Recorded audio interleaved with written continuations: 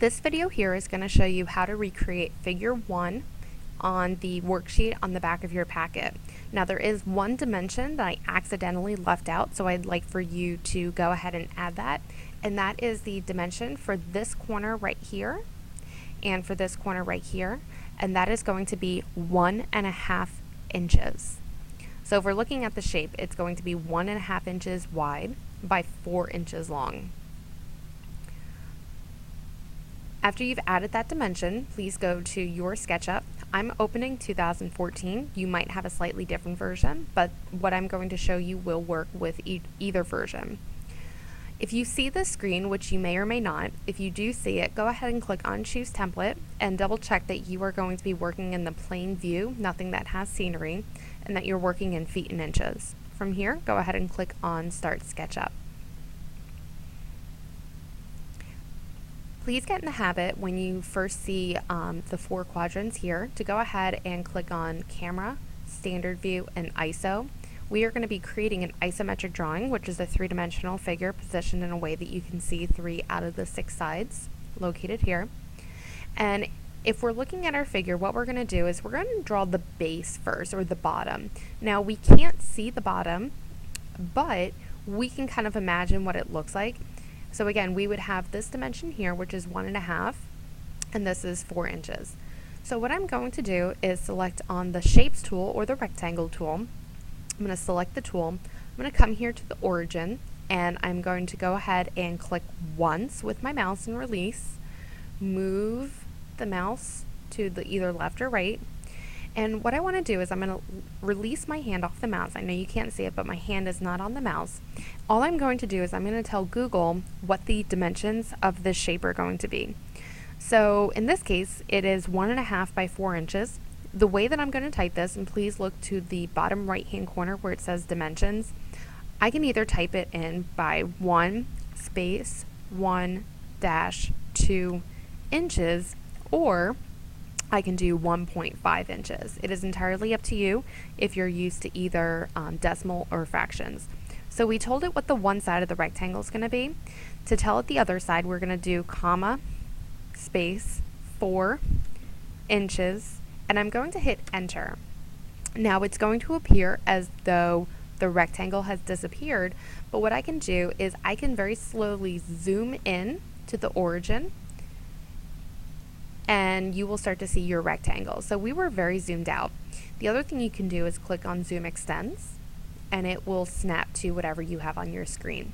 So what I want to do is I kind of want to position the rectangle to somewhat look like it's in the position that I see here on the screen. This is going to help you visually. So we made our 1.5 inch by 4 inch base. Now what I want to do is I want to push-pull this up 2.5 inches, because the total height is 2.5 inches. So clicking on the push-pull, I'm going to select the tool. I'm going to click once on the face, move my mouse up. Now I'm not holding on the mouse, and I'm simply going to type in 2.5. In this case, I'm going to do decimals, inches, and then enter. And I'm going to zoom out and get it positioned how I want it. Okay, so the next thing we want to do is we want to draw the line for this corner, and we want to draw the line for this corner. And we can tell that from here to here is 1 inch, and from the opposite side we have 1 inch also. And to do this, I want to make little guide mark notches, and I'm going to do that using the tape measure tool. So I'm going to start from the front corner here. I'm going to click once, and I can either very slowly move my mouse to the right until it says 1 inch, and I can click, or I can simply release my hand off the mouse, type 1 inch, and then enter, and you'll see that it's made this little notch here on the edge of the shape. I can come to the opposite endpoint if I want, or I can make the mark from this corner, either one. And same thing, I want to make another notch at 1 inch. This one's in the back, so it's a little hard to see, but I can see it back here. So you can do one or two things. You can either do the line tool, which in this case you would click on the guide point that you created, click once, and very slowly bring your mouse to the other side. Now if your line is not a solid color, so in my case it was red. If it's black, that means that the line is not going straight across. So try to make sure that before you click on the edge that the line is still a solid color. So in this case it is. Now I can come to this guide point and I can do the same thing. The other way that you can do this is you can click on the shapes tool or the rectangle tool, and I can click once on this guide mark and I can click again on this guide mark. So looking back at my picture, I will see that this space right here, which is what I just drew right here, we want to push it down, and if I look to the left, I want to push it down 1.25 inches. So I'm going to go to SketchUp, click on push pull.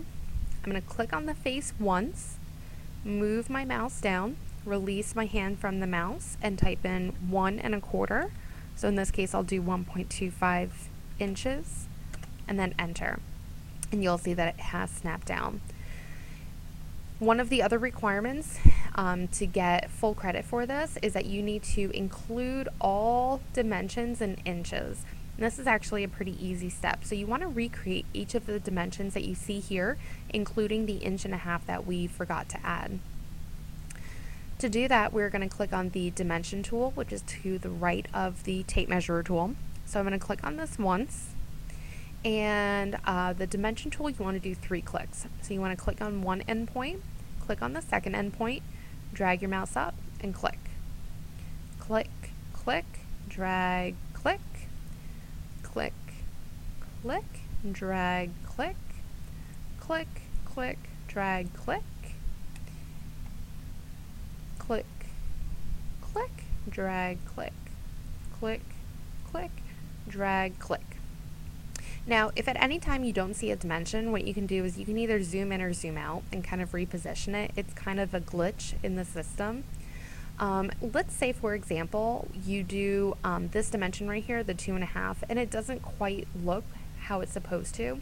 One way that you can always fix this, after you've put your dimensions in, you can always go to the base and you can always fix what you need to. So again, in this one's supposed to be 2.5. Let's say it said 2 3/8. I can click on the space and I can go ahead and push pull it until the dimension is correct. So once your three-dimensional figure is accurate, oops, I did forget the one that we forgot last time. Oh, there we go. Once you have everything and it looks just like this, please turn on your call light and please have your teacher come over and give you credit for figure number 1.